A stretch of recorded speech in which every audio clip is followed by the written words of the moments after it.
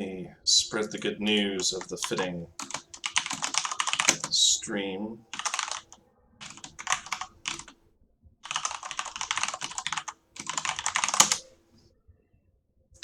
So in case you're new to the stream, my name is Juliana Sutter.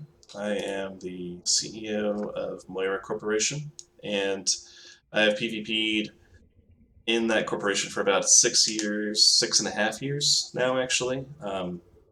And I PvP'd in other corporations before that too. I think I've been playing since 2007, which is about approaching 10 years now. So basically what our corporation does is PvP in low-sec and faction warfare space primarily, but also we PvP in mil-sec nowadays. But enough about that. So the point of these streams that I've been running, I'll rename the stream as soon as it saves, and it goes on my channel, is that there's a lot of confusion and discussion and debate about PvP fitting and how PvP fitting works. And I've been trying to help people sort of get an idea of what you can do with fittings in EVE Online. So you can create your own PvP corporation, or you can do your own fleets, and you can go out there and get action with these PvP fittings or these PvP fitting ideas and accomplish stuff. As long as you have a fairly good sort of philosophy behind your fitting. You have to have an idea of what the fitting is supposed to do. If you have that idea, and you have the right modules, and you know how to fly the ship, you should be able to get kills. You'll be able to get good content. You'll be able to kill battleships, cruisers, battlecruisers, almost anything, really, as long as you have the right ships and the right fittings and the right sort of flying style. So the first stream I did was extremely basic Tech 1 frigates, like Play-Doh Tech 1 frigates, like the building blocks of your learning experience in EVE Online. And I actually got a good deal of feedback from the people on Reddit about that, and one of these, a fine gentleman replied, and I'll just sort of bring that up right now so I can reply directly to him, because I do appreciate the time he took in correcting me on this point. He made an article for Crossing Zebras, so he had a very well-researched article that he wrote. It's ASCII123, and he posted the article as well. So I'll give him credit for the research he's doing. And his character name is Dares Patchourette, if you want to look him up on EVE Online. But anyways, he made the point that frigates should be sort of better multi-purpose ships. They should have more than just one purpose, but they should have a lot more value to each individual frigate. Well, that's true. The PvP frigate fitting 101 was not designed for multi-purpose fits. It was not designed for multi-role or tactical fits. It was designed for people that have never PvP'd before in their entire EVE Online careers, what they can fly to start getting into PvP for the first time. And by the way, if you have questions or comments, please just hit me up in the stream chat and I'll try to reply. I am trying to multitask on my other monitor over here, so I may have to wait a few minutes while I try to do that. But anyways, so what I'm going to talk about today are 4 ships. 2 of them are faction frigates, and 2 of them are Tech 1 frigates. There's a little bit of something for everybody. The Navy faction frigates are still very cost-effective for new players to PvP with, and I've tried to preach this to anybody that has time to listen, why it's good to start with faction frigates versus maybe a cruiser. A cruiser, unfortunately, is a bit fat and slow and not very agile. So when you end up flying a cruiser in PvP, you will have much higher likelihood of getting caught by fast-moving, large numbers of enemy ships. And you'll get disappointing results that way. You'll get outnumbered, you'll get crushed, you'll not even get to use the cruiser before you die. So the faction frigate is more flexible because it can pass through systems in low-sec, null-sec, or anywhere. Dodge gate camps, dodge large quantities of enemies, and actually get good 1v1s or small game PvP. So I've tried to sort of preach the Tech 1 frigate and the faction frigate to new players because at least that way they don't die to gate camps and blobs as easily when they're trying to learn how to PvP. So actually what I'll start with, add 4 fittings, saved. So we have the Slicer, the Navy Hook Bill, the Incursus, and the Breacher. So what I'll do is I'll actually start with the Breacher. And I'm sure I'll still get some heat on that one because the Breacher is a really derpy frigate, unfortunately. And what I mean by derpy is it's not that it's bad. It's just that it's a little bit odd and a little bit awkward to fly with. So let's see.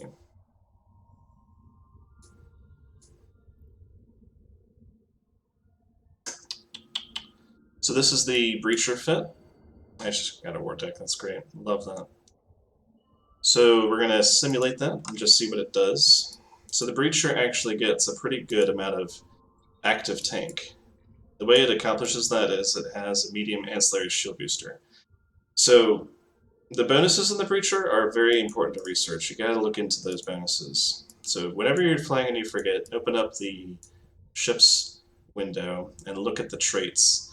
The light missile and rocket rate of fire bonus is great, so that gives you your DPS bang for your buck there, and also the shield booster amount bonus. So the ancillary shield booster gives you a nice chunk of shield boost every single time it activates, and that's really what you want to see in the PvP situation. You want to get as much capacity, as much shield boost out of your activation as you can. And with all the bonuses and all the module bonuses, you get 200 points of 7.5 hit points per cycle, which is pretty great, actually. Especially considering you only get 600 hit points or so in total shield hit points. That's hilarious. So yeah, I'm getting lots of people talking to me on stream chat. Awesome, good stuff. Sorry for not being able to reply as quickly as I wanted to. So the Breacher, you have Scram, Web, Microwarp Drive, and a Shield Booster. So the idea with the Breacher is you get a Scram and Web on that target, and you start applying rocket damage as fast as humanly possible on him to kill him. And you also have to deploy your drones. The Breacher gets an oddball sort of 2 drones on its hull. So you actually have some drone DPS that helps out the rockets to do damage. And that's good too, because the rockets are kind of low in DPS, to be honest. The advantage of rockets versus guns, and I talked about this in the first stream I ran, is that rockets have full application of damage against a target. However, the damage goes down as the target reduces in size and as it moves faster. Well, with rockets, you don't really care too much because you got a scram and web on the target, so he's not moving much at all. And the rockets are so fast, and their explosion velocity is the right number, that it doesn't really drop DPS too much. You should be able to apply most of that 121 DPS to the target you're firing on. So that's good. And you look at the rocket range is about 10 kilometers. That's pretty cool. That's a pretty cool number, because that's outside of the optimal range of most blasters, short-range pulse lasers, autocannons definitely, far outside the range of autocannons.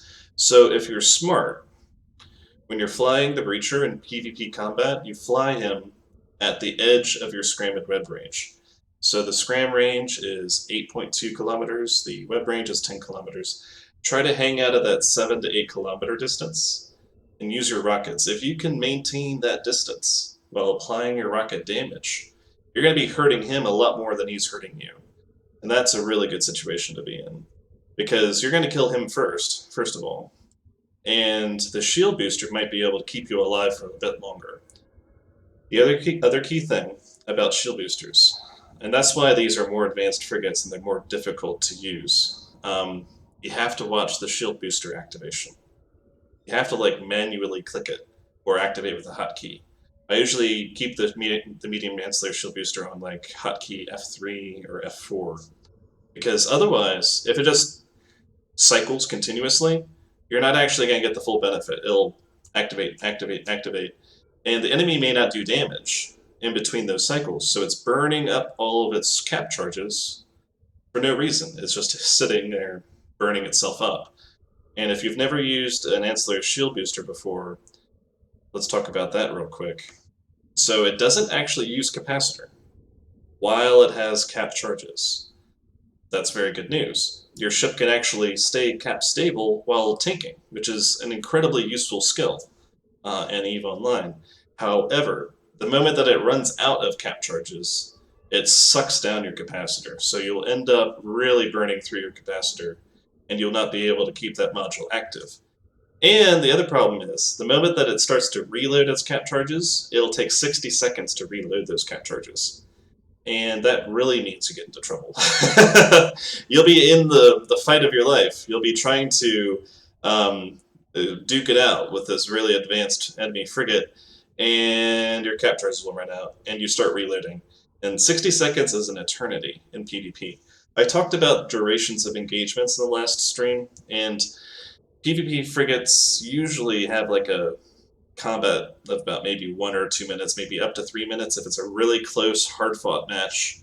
But it's definitely less than 5 minutes. So 60 seconds is an eternity of time for you to have absolutely no tank at all. So you gotta watch out for that. You always have to manually activate the shield booster when your shields start to get low. So you activate the shield booster, turn it back off again, and keep fighting.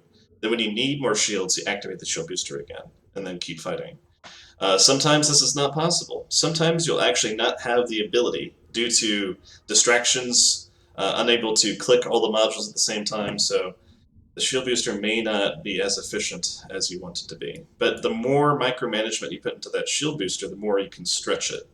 You can make it last longer for your entire engagement, which is a good thing. So the Breacher, super cheap, by the way. Like, this entire frigate, 5 million-esque. It's incredibly cost-effective for the amount of tank it could provide and for the amount of utility. It has a scram, a web, a micro-warp drive, so it's extremely fast. It's able to get on top of targets. It's able to get a scram, a web on those targets. It's able to go 5 kilometers per second with its micro-warp drive overheated. That's faster than most ships in the game. Besides the faction frigates, besides the interceptors, it'll beat most cruisers. It'll be able to go faster than any destroyer in the game. It'll be able to catch them, get scram on them, web them, and blast them with rockets. So in a small gang or even a solo PvP environment, the Breacher's a decent choice. Not to mention it could be enhanced further with boosters such as Blue Pill, which are not legal throughout the game, or anything else like that. So excellent little frigate. I love the little Breacher. Very fun to fly. So, the next thing to move on to would be the Hookbill. The Hookbill, another rocket frigate. And we had a guy that actually made a Hookbill fitting that he put it on YouTube. So if you ever want to check that out, hit up Semaphor's YouTube video for the Hookbill. I think he also posted it to Reddit, so I'll put that link out there somewhere. Probably out on Twitter. Hookbill much more expensive. It's 5 times more expensive than the Breacher. So you're probably asking yourself, well, why bother? Well, because the Hookbill gets 5 mid-slots. And unlike the Breacher, it gets much more medium slots on the ship hull, and you can do a lot of fun stuff with that. So the other advantage is, right out of the box, the Hookbill gets much more DPS. It's able to do 169 DPS before overheat, which is about 50 DPS more than the Breacher can. So right there, a big improvement, a huge upgrade in performance. You do pay more money for that upgrade in performance, but it's still very worthwhile. So be sure to check that out. Let's see. The other advantage is, unlike the Breacher, which only has one way of tanking damage, the Hookbill has the medium ancillary shield booster. That's why I sort of put these two ships together. They're very similar, but still different. The Hookbill has the medium ancillary shield booster, which gives you that nice chunk of shield hit points every 3 seconds. Very powerful in PvP. But it also has an ancillary armor repair. And now you may be asking, what the hell is the armor repair doing on a Caldari frigate? And this is a very clever design from our PvP guru, Semaphor. He has carefully analyzed combat, and he's realized that the hookbill can kill most targets it fights. However, it needs to survive a little bit longer in most of the engagements it gets into. Well, how do you accomplish that extra lifespan? Some people try to put an invulnerability field, which is a shield resistance module, onto the hookbill to give it more resistances so that ancillary shield booster lasts longer and contributes more to your ship's lifespan. But those webs are very useful to have. Those webs are like the most important thing you can have on a frigate because they will give you incredible range control. They'll be able to lock down the enemy's speed to the point where they can barely move, and then you can go into a perfect position to bombard them with rockets. And you can do that with these rage rockets. On the hookbill, you get a range bonus on the rockets, by the way, which is amazing. So you can hang out here at 10 kilometers and hit him for full damage with all your rockets, and all he'll be able to do is flail around helplessly, trying to fire back at the hookbill. So the webs, the two webs, extremely useful. You still want the scram on there because the scram gives you that wonderful mech warp drive turn off capability. And you probably want to overheat that scram at the beginning of the fight to get that extra range. Very good to overheat your scrams and webs when you're beginning to lock down the enemy target to kill it quickly. All that stuff contributes incredibly to your survival and success. The ancillary armor repair is there to give you a little bit more hit points as the match or the fight starts to drag on. And just to cap it all off, just to give you a little extra bonus, there's a transverse bulkhead. So structure tanking on Caldari ships does happen, and you can do that with the transverse bulkhead. It just gives you a nice chunk of effective hit points. It adds like another 400 to 500 hit points of structure to your ship, and that contributes significantly to your effective hit points. So you squeeze more hit points out of every possible feature on the ship. You squeeze as many stasis webs out of the ship you can. You squeeze the scram into it, and you have incredibly good rocket damage. So you have to make sure you're positioned correctly. If you get too close with the hookbill, you will die to almost everything.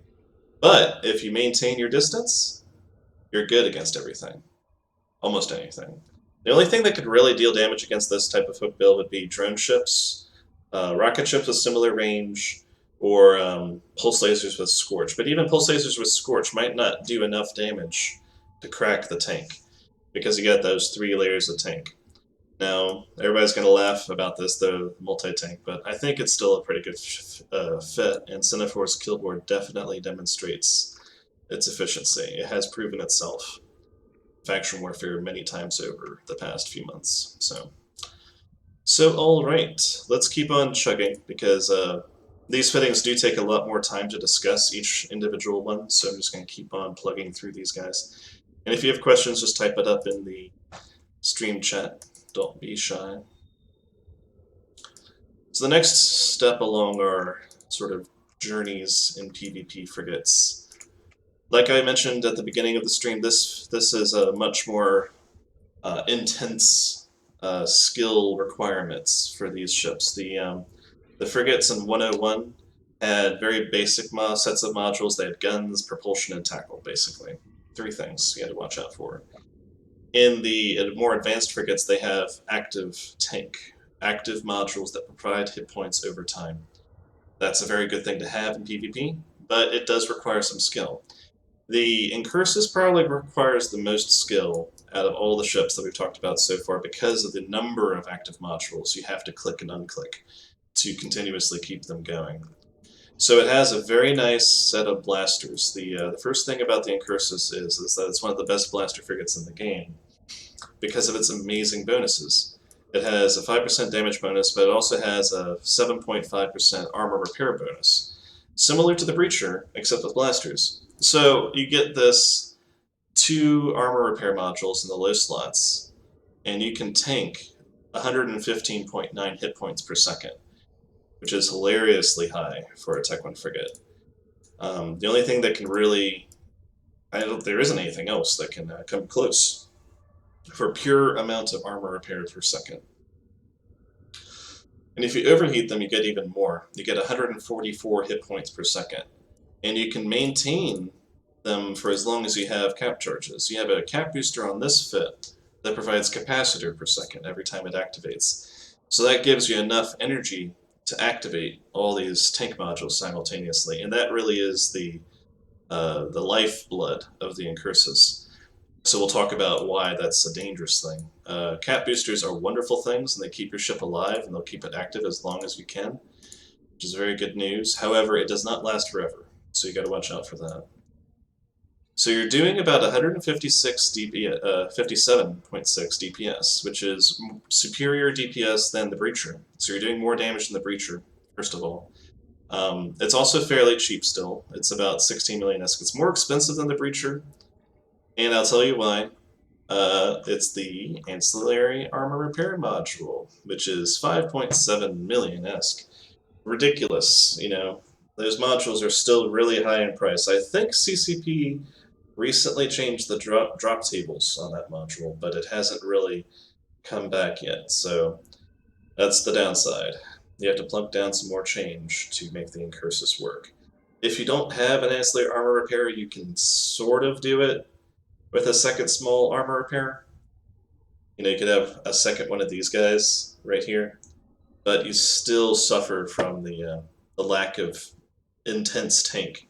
The ancillary armor repair repairs more per cycle than the Tech 2 small armor repair, which is a very key thing when you're in the fight of your life. If you're trying to tank the damage of the enemy frigate, which you're going to have to, because you're going to be sitting on his face with your blasters, you really need all the hit points per second you can get. So I do recommend the fit. It's a little bit more expensive than the Breacher, so it's less forgiving if you die. The advantage with it, though, is that it does have more DPS. And it's very surprising. When you have this active armor tank going, you can actually last a long time against opponents, which is pretty awesome. Can last a long time. Basically, as long as you have cap boosters. Now, the downside is, if you come up against a ship with energy neutralizers of almost any type, you're going to have a really, really challenging time trying to stay alive. The Incursus relies on capacitor for almost all of its modules. Blasters require capacitor, its afterburner requires capacitor, its warp scrambler requires capacitor, and all the armor tank modules require capacitor. So if you lose your energy from energy neutralizers of an enemy frigate or multiple enemy frigates, you will lose the ability to tank and do damage. So you have to watch out for ships like the Dragoon. The Dragoon with its energy neutralizers, you have to watch out for ships that have a lot of extra empty high slots, that have a lot of the ability to fit neutralizers. Like the Tristan. The Tristan oftentimes has all of its high slots fit with neutralizers, and that could be very deadly to the Incursus. You could probably just set the Tristan right there on the Incursus's face, which is usually very dangerous, and just nude him out, and he wouldn't be able to do Piddly Squat against you. Even with the cap boosters, you'll run out of cap boosters eventually, and the Incursus will be pretty useless, unfortunately. So you got to watch out for those types of ships in the Incursus. That's why it's more advanced. It requires a little bit more forethought. And as you get into these more custom, more advanced frigate setups, you do have that possibility. So gotta watch out for it. So the next step on our path will be the Slicer. And I think we had a comment from one of our viewers on the Slicer. The Neophyte Beam Kite is what I'm going to do. So many people actually comment that the Slicer has pretty good fittings out there already. Many people know how to fit a Slicer. What I picked here was actually a really cheap Slicer fit.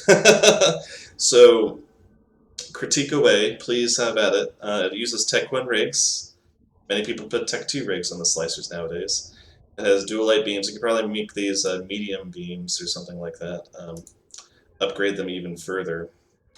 But regardless, it has a pretty good balance of DPS and hit points. It also has an ancillary armor repair, so it can tank a little bit of damage while it's being fired on. So you can tweak this fit in any number of ways. You can increase the DPS of it, first of all. You can increase the tank on it if you wanted to. You can increase the laser range with T2 rigs and better lasers. But the theme of the ship is there. It has a lot of fun abilities and attributes. The key attribute of the Slicer, Whereas the Hookbill is sort of like a 10-kilometer slugging match ship, the Slicer has an incredible weapons range. Without anything loaded in the crystal, the lasers, it has 28 kilometers. So if you fit multi-frequencies, you get 14 kilometers, which is already a better weapons range than the Hookbill has with its Rage rockets. If you load Aurora, you get 50 kilometers on a frigate, and you're still doing 91 DPS. 50 kilometers with 91 DPS. That's better than almost any other frigate in the game for optimal range and DPS values. The only thing that could come close is a Tristan, but the drones really aren't the same thing as direct laser weapon fire. The drones take a long time to travel there, to fire, and then you may have to bring them back, which will reduce your DPS. But lasers just apply the damage instantly. So the fact that the Slicer can get 50 kilometers range with its Aurora crystals is an incredible sort of wild card in its bag of tricks. The only thing limiting its range really is the targeting range on the ship. So you really can't squeeze much more range into it unless you put a sensor booster or a signal amplifier or a targeting rig on the ship. So the ship really is pretty much at the limits of its range already. The other really fun attribute of the Slicer is that it has an incredibly high overall speed. With the overheated micro-warp drive, it gets 5,400 meters per second. That's an incredible rate of speed. You can go faster than most frigates in the game, while hitting at longer distances than most frigates in the game, and you'll be able to kill almost anything else that you come up against. So all these features make the Slicer a very well-rounded, sort of long-range engagement ship. Never use it in close quarters combat. Never use it in a range less than like 15 kilometers because it'll get into trouble very quickly. Even if you're at 15 kilometers, you have to be extremely careful because the moment that somebody gets a stasis web or a warp scramble on the Slicer, it'll get immobilized. All that speed will go bye-bye. It'll be going 518 meters per second, and it'll be stuck in space and killed. One of the best ways to kill the Slicers actually is cheap Tech 1 frigates, just with overdrives fit to the low slots. The Atron, the Slasher with some overdrives on it, can easily beat the speed of the Slicer because they're just fast ships by basic nature, and the Slicer is still an Amarian frigate. Even though it is the fastest Amarian frigate in the game, besides the Interceptors, it still has a little bit less speed than some of the other ships. It's faster than the Hookbill, for sure. The Hookbill is not as fast as the Slicer, but if you take a look at the Federation Navy Comet, for example, let's take a look at that real quick, just as a comparison. Yeah, here we go. The Federation Navy Comet goes just as fast as the Slicer, and it has a scram and a web. So that's game over. The moment that the Navy Comet gets on top of the Slicer's immobilized. That's why many people that fly Slicers actually fly them with snake implants or speed implants like Zora's Hyperlink or something like that to give it extra speed, to give it that extra oomph to get out of the tackle range of an enemy ship.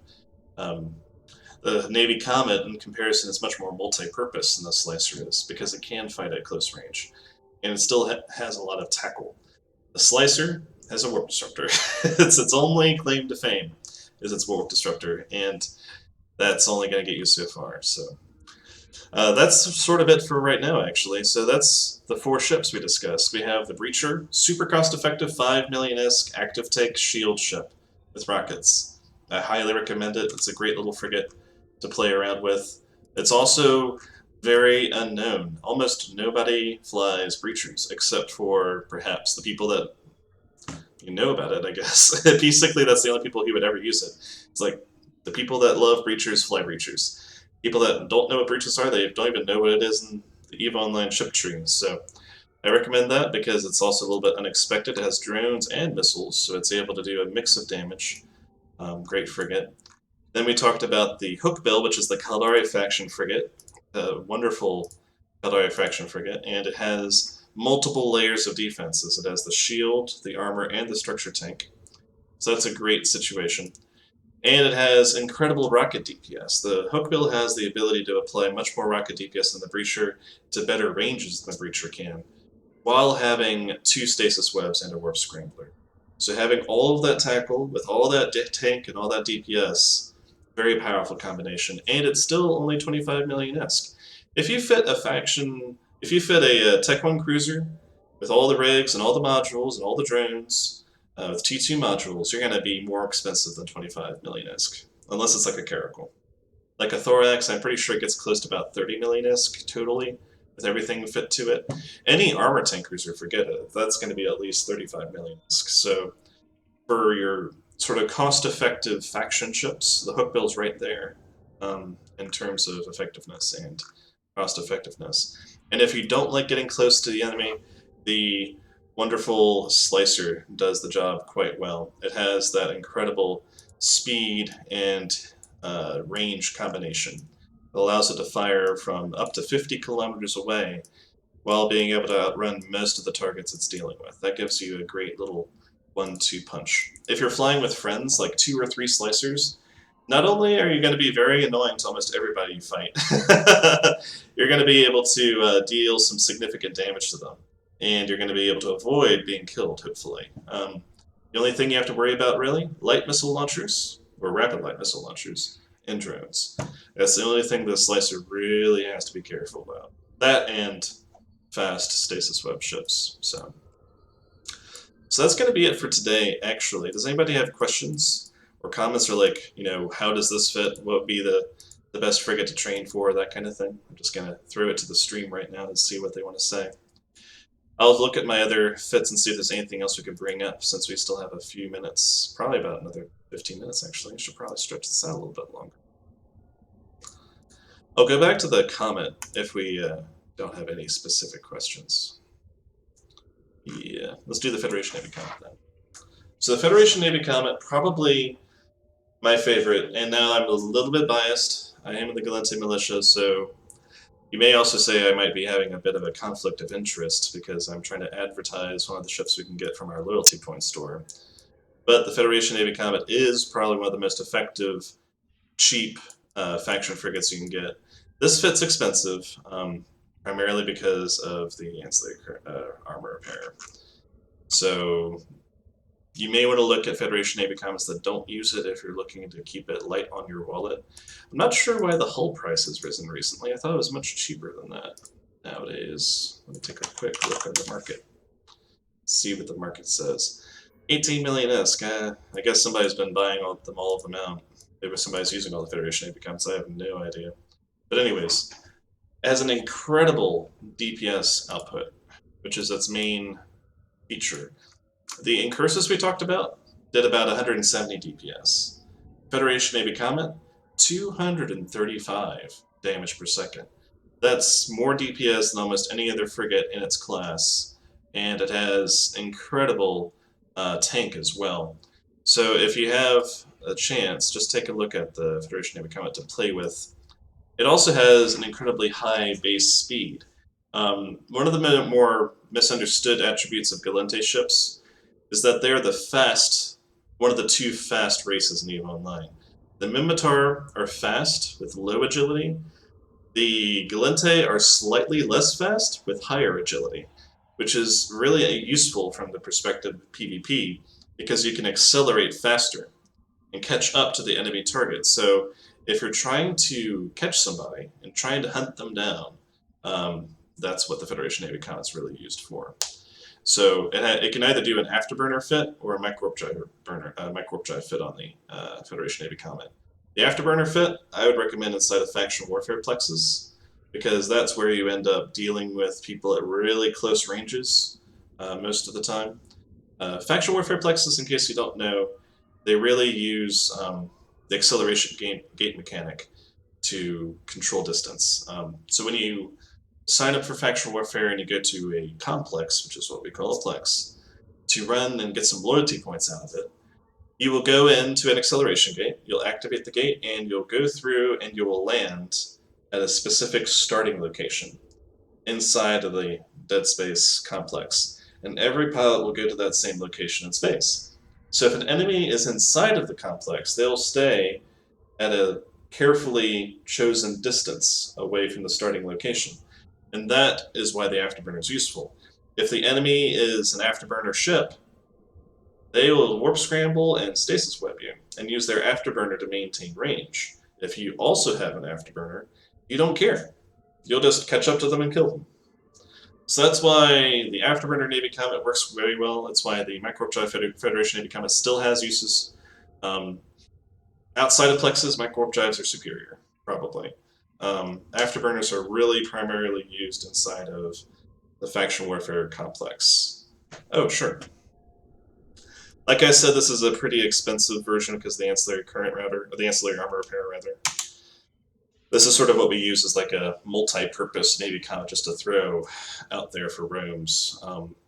The other useful ability of the Navy Comet is if you need to run down somebody, it goes up to 5,600 meters per second, which is a lot of speed on a faction frigate. That's a lot of speed. So if you can put that to use, you'll be able to tackle most faction cruisers, even like Cinnables, be able to run down vagabonds, almost anything really. And it has more effective hit points than an interceptor does, so you'll stay alive longer while tackling the guy, which is very useful. Most of the time, tackle pilots end up disappointed and lame. They feel like they're lame because they get targeted by the thing they're trying to tackle, and they die horribly. The 1 or 2 seconds of life that they have as a tackle pilot is not the most enjoyable. But the Federation Navy Comet has hit points behind it, so it does have a bit more. Yeah, oh, absolutely. The 2 mag stab, 1 overdrive version is also quite good. And that's what I was saying. You can actually just drop the ancillary current, the ancillary armor repair, and just put either more speed or more micro mag stabs onto it. And you just get more and more firepower that way. You go up to like 250, 270 DPS. And this is cold, by the way. This is with Federation Navy Antimatter. If you actually use the real Tech 2 ammo with Overheat, 287 DPS on the Federation Navy Comet. That's incredible. So that's like the same DPS output of a Tech 1 destroyer. So faction frigates, lots of fun. They're cheap. They're easy to haul also because they're frigate-sized. Yeah, Void S. Only used against large ships. Only use Void S against large ships. Never use Void S against anything that's moving. In any real way. You'll be very disappointed. The reason for that, like I've mentioned before, if you're ever curious, always show info. Yeah, exactly. With 2 mag stabs overheated, gets incredible DPS. If you ever look at the ammunition, you actually see in the description what the bonuses are, and it says 50% reduced optimal range. Well, of course, blasters are short range. That's fine. You look at Void S, you get the same sort of problem, but you also get a tracking speed problem. So watch out for Void. I know it gives you bigger numbers, and every Galente pilot prides themselves on the size of their DPS number. It's one of the most fun things you can do with Galente ships is to ludicrously increase your DPS output. But you have to watch out for the tracking speed penalty, because in frigate combat, you're going to be moving around still, even if you're tackled. If you're stasis webbed and scrammed, you're going to be moving around in circles or orbits or approaches, and you will not get good hits with Void on a target that's moving. If you're firing on something like a cruiser or a command destroyer or something that has a lot of signature radius and less speed than a frigate, as you fire on a target that has increasing signature radius, you will be able to do more damage with Void. But if it's a small frigate, like a faction frigate or a Tech 1 frigate or something like that, or an assault frigate particularly, because the small signature radiuses, the Void will miss some of its hits. So you gotta watch out for that. Don't get lured into the big number trap. Watch out for the big number trap. I still put Void on there, because if you're in a small gang, you inevitably find a really tanky ship, like a Myrmidon or something. And oftentimes you can kill a Myrmidon if you're careful. Or any other like cruiser or battlecruiser, you can sometimes kill those ships before you lose too many ships to make it not cost effective. So you gotta watch out. And you want to use Void in that situation, because Void will do enough damage to kill the target quickly, whereas Antimatter will do less. And that's when Void has a utility. Unfortunately, not in dogfighting. Don't use Void for dogfighting, please. Please save yourselves from the Void ammunition tracking pill. So, we'll keep on going until we run out of steam. I guess I have a little bit more left in me. So I believe the man that talked to me on Reddit, he talked about low DPS, mostly tackle frigates. He had a slasher with a warp disruptor and a warp scrambler. He had an Atron with a warp scrambler and warp disruptor, with 2 railguns. Those are tackle ships, that's fine. I mean, what I have realized, though, if you're an alliance or a corporation with not many people, without a whole lot of people in it, almost every pilot in the alliance that's in your fleet needs to have DPS output, because you need to be able to squeeze as much DPS per character onto the target. And we've done that pretty well for the most part. In like Moira Corporation, we have like maybe 5 to 10 dudes in a fleet. Almost all of them contribute substantive DPS to the kill, and that multiplies your effectiveness. If you have too many specialist roles, if you have too many people in like a only tackle at 5 DPS, or only EWAR in 5 DPS, or only Logi, Logi pilots also don't contribute any DPS, which is a problem. You have to have larger numbers of people to make Logi worth it. You're going to reduce your effectiveness. Your fleet, which might have 10 people, only fights like 5 people, and then you can't kill a tanky target quickly enough. And in EVE Online, sitting in one place shooting a big target for a long amount of time means somebody's going to come kill you. Inevitably.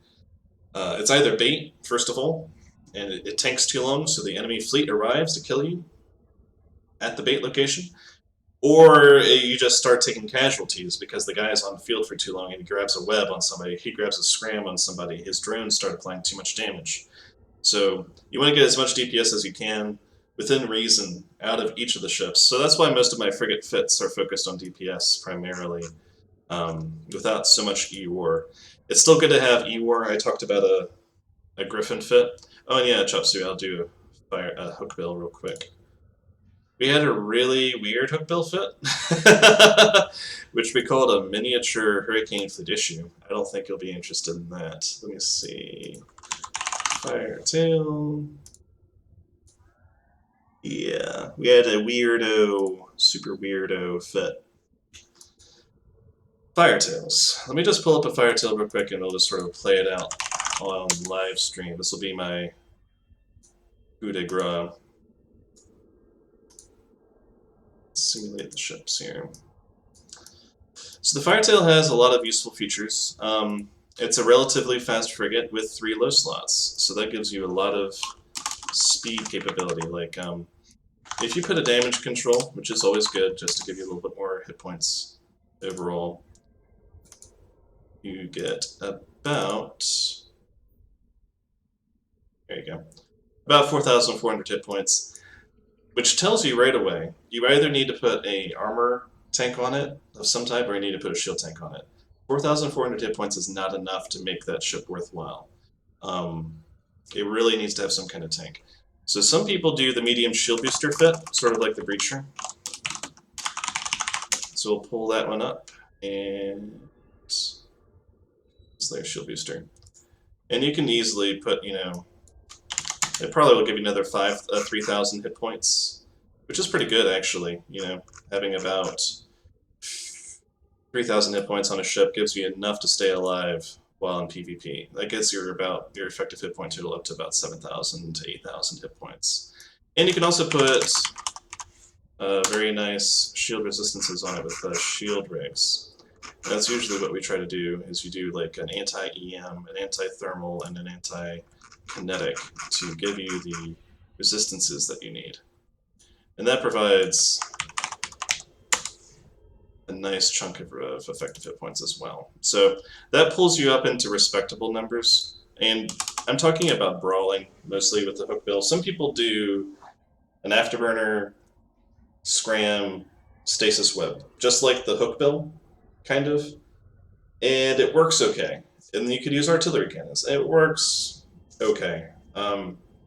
It sort of neglects the main abilities of the Firetail, though, because the Firetail really can squeeze a lot of very nice speed with the micro warp drive out of it, and that gives you the speed, tackle, and DPS trifecta that you're sort of looking for in most fits. Like, if you have enough speed and enough tackle and enough DPS, you can kill almost any individual ship in the game, because you'll be able to either catch up to him to tackle him, you'll be able to run away from him, or you'll be able to kill him and break through his active tank. And a lot of PvPers in low sec use active tanks nowadays. It's just really what they do. If you have J-Random Troll in a battle cruiser or cruiser, he's going to have an active tank on his ship. So if you're just plinking away with a little, autocannon or something and not really scratching him, you're not going to kill him fast enough to survive. So, alright, let's keep on plugging. So we got a nice shield tank now. We're up to about 4,800 hit points with the active tank of the shield booster, which is a pretty good amount. 200mm autocannons for that dank DPS. And you can use Fleet EMP as well, which is pretty great, because EM damage is actually one of the better damage types to use in the game, against Caldari ships at least. In faction warfare space, we run into so many Caldari ships, you have this tendency of like, okay, have to break through the shield tank, and EM damage is one of the best ways to do that. Even if they tank the EM hole, EM will still be one of the lower resistances on their ship. And without any gyro stabilizers, you get 126 DPS. That's more than the Breacher does with all of its stuff plugged in. And you have a lot of power grid and CPU left on this ship to play. So let's keep on going. We can turn this into a thing, maybe. The tendency in the Firetail is to go light on the DPS because you think you need to maintain, I don't know, speed. But the speed on the ship is already pretty high. It has like a really high base speed, so we'll just use that. Sort of say, yeah, let's just keep that the way it is. Micro drive, restrained micro drive. Don't do the T2 micro drives because they're expensive. You're going to lose a lot of money that way. You'll be disappointed. It only gets you a little bit more speed anyways. Like the T2 micro drive versus the Tech 1. Tech 2, like 2 million ISK sometimes, depending on the market. And the Tech 1 is like 0 ISK in comparison, so that's what I would say. Probably a good trade there. And you're able to go 3,500 meters per second, which is already a pretty good top speed. Like, that's a very nice top speed. Warp Scrambler and a Stasis Web. So now you got speed, you got a Scram and a Web. Let's put some gyro stabs on there. Now, the only thing I will say about this is that it's not going to be a solo PvP ship. The ship itself just doesn't have the flexibility that the hook build has. We're over on CPU. Look at that. Delicious. Let's do a coprocessor. Fitting live is one of the more challenging things in EVE Online, by the way. Like, literally the hardest thing you can do. Your EVE Online career is trying to make a fit on live stream. Because everybody's staring at you. But you can still make this work. You just need to use your named modules, and that's another good topic to discuss. If you ever have a fitting issue, always make sure you take a look at the variants of the module and use them. So there's almost always a compact version and an enduring version of each of the modules you can use. And sometimes there's also like a restrained version. The micro warp drive that I used is a restrained micro warp drive. The reason why I used the restrained micro warp drive is that it actually has reduced signature radius than the other versions of the micro warp drive module. So that means you're a smaller target to hit while you're moving quickly towards somebody. And that could be very valuable. If you're in a fleet chasing down a target, you don't want to be the size of a moon in signature radius while you're trying to chase down the enemy cruiser, because the cruiser will just turn his guns and fire and you'll explode. It'll be very embarrassing. So you want to avoid that if possible. The overheat on this Firetail only 5,000 meters per second. It's okay.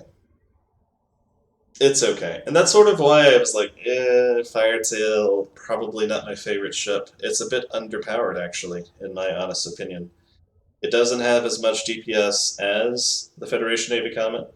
It has less speed than the Federation Navy Comet, and the reason why it has less speed is because it has to use one of its low slots to fit its shield tank.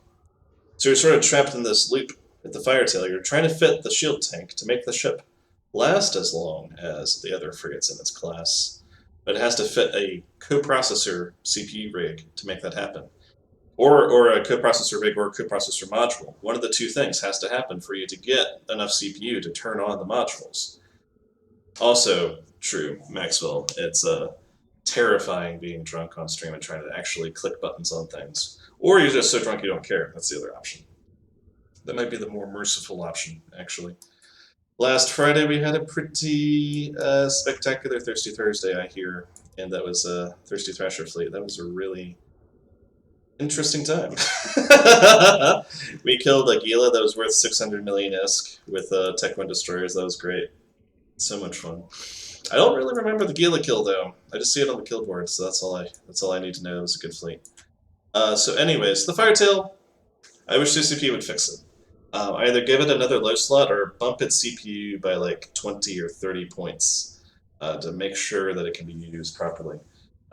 It's slower than the Federation Navy Comet in this version of it, and it actually has less effective hit points than the Federation Navy Comet. I'm still going to save it just to be like just for a comparison, and it'll go there. So let's just compare it. So let's go through the numbers real quick. We got the shield booster, which is probably good for about 3,000 hit points. So let's round it up to about 8,000 DP, 8,000 hit points tank. 5,000 meters per second, 155 DPS, and Scram and Web. So that's good. As Scram and Web, that's a very good thing to have on a fast frigate. Go back to the Federation Navy Comet for the Federation Navy Comet as a comparison. Let's go there. More expensive, but has a similar effective hit point number because this armor repair will probably give it about 2,000, 2,500 hit points. So that'll be about 8,000 hit points.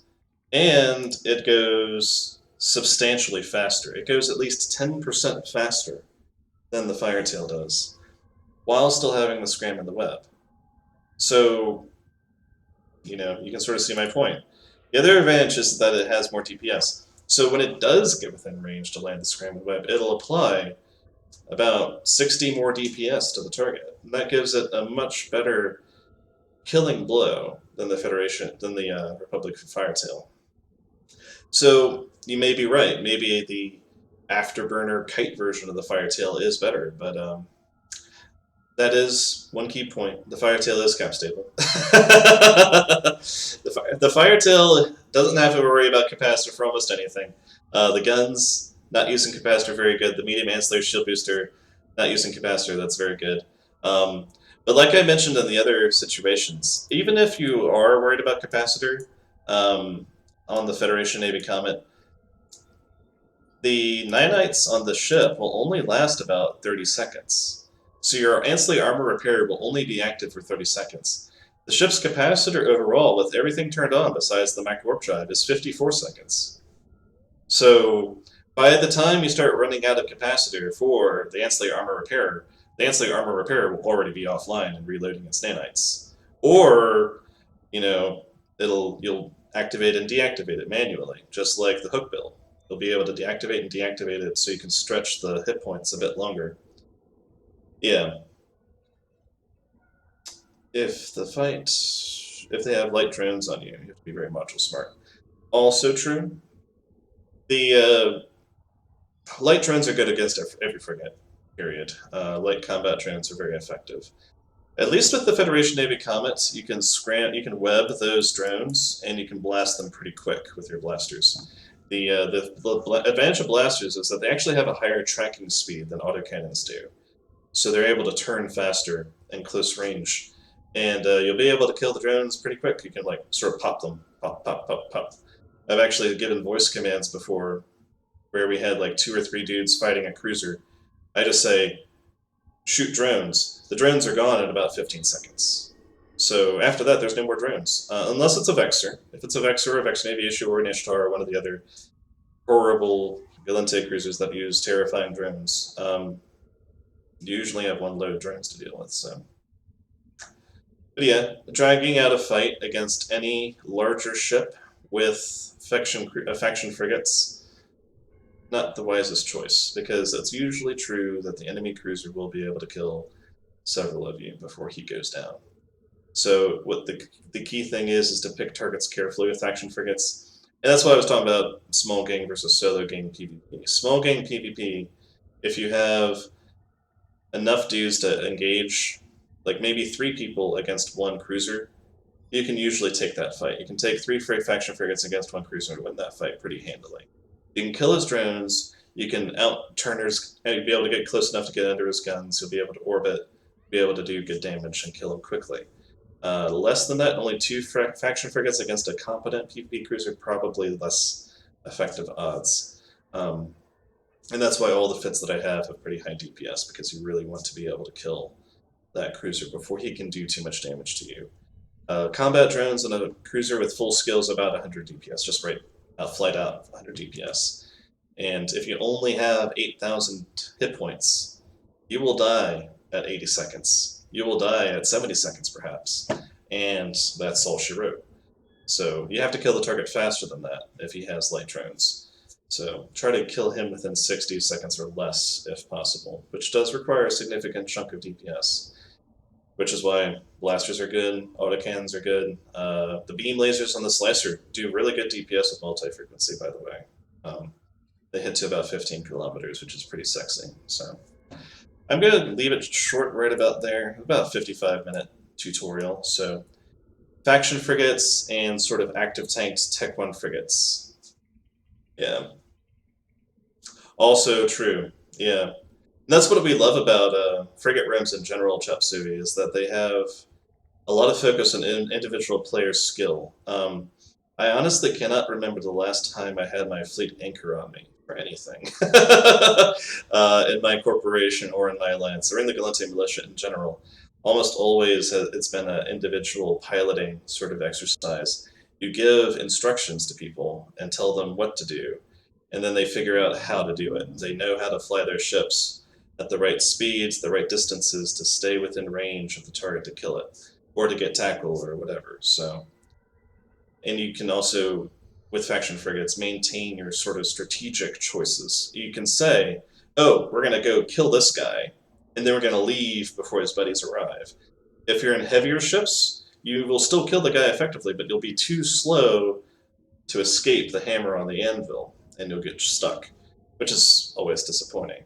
So with faction frigates, you can do more hit-and-run tactics and stuff like that against large, slow-moving forces, which is good fun, and we do that all the time too. One more thing about solo PvP and small gang PvP and faction warfare or LOSEC. Remember the trinity of scram, web, and propulsion module. Keep that in mind. If you have an afterburner and a scram and a web, you can stay within weapons range of almost any target you're dealing with, unless it's like a succubus. If you have a micro-warp drive and a scram and a web, you're going to have problems against afterburner ships.